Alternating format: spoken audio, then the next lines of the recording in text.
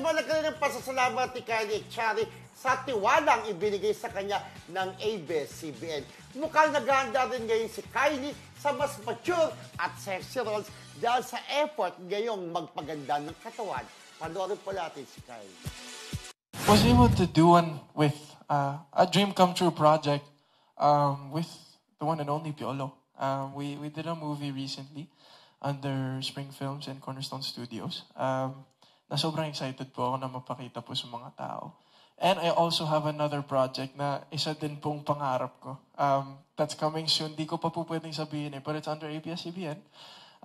Excited po ako na gaganapin yung role na yun. So, antayin na lang po. I can't say too much about that. Yes. Another question. Niya kayo talagang mga anak niya. Mga anak niya kami. Kami ni Elijah, kami ni Inigo. Obviously, anak niya naman talaga yun. Pero lagi ko sinasabi kay Inigo ngayon, hey, I'm your brother now, ha? Magkapatid na tayo. Also, kailangan po mag-gym para sa next role ko. Medyo, pinasukan ko na po yung ganong roles na ngayon na kailangan po magpaborta minsan So, Magpaborta? Magpaborta what I've been doing recently na sobrang gusto ko talaga. I mean, every kid's dream was always to do action. And for ABS-CBN to really trust me in that way, I'm very blessed and I'm very excited kasi marami pong naka-line up po ngayon na pag ano na nga po, mga action, may drama pa rin kahit pa paano, pero action yung gusto kong pasokan. Actually, si Kyle, friend, pwedeng maging action star. Napakatangkad. Pero yun nga, kaya nyo munang magpabota kasi medyo payat-payatan di ba?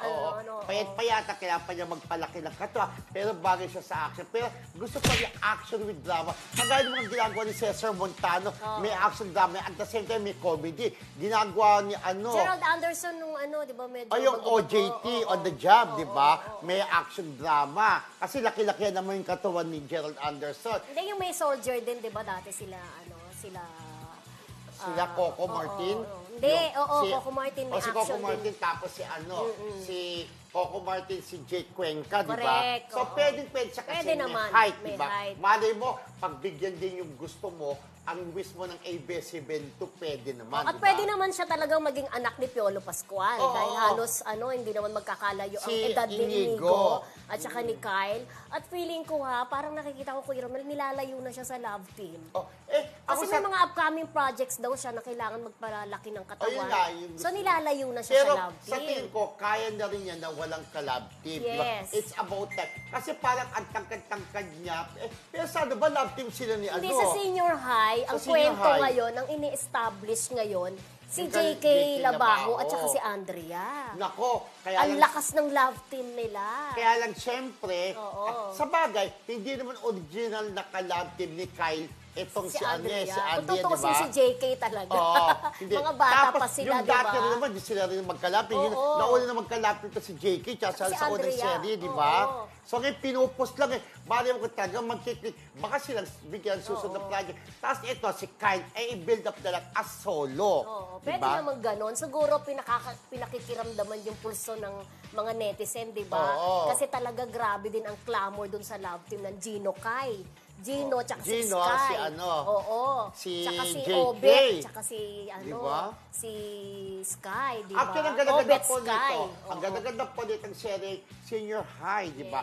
Malalaman natin kung sino pumatay, abangan. At syempre po, huwag niyo rin kalimutan, ang biglang napakaganda talaga ng serie. Natutuwa ko, talaga ang gagaling ng mga artista dito, especially Maricel, di ba?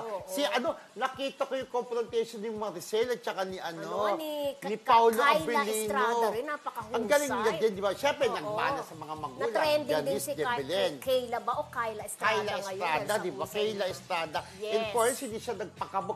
Pero talaga, ang napapansin ko so far sa ngayon talaga, litaw yung acting talaga ni Kim Chiu, di ba? Napunta tayo doon, di ba? Hindi, pero in course, kasi ganda ng din lang.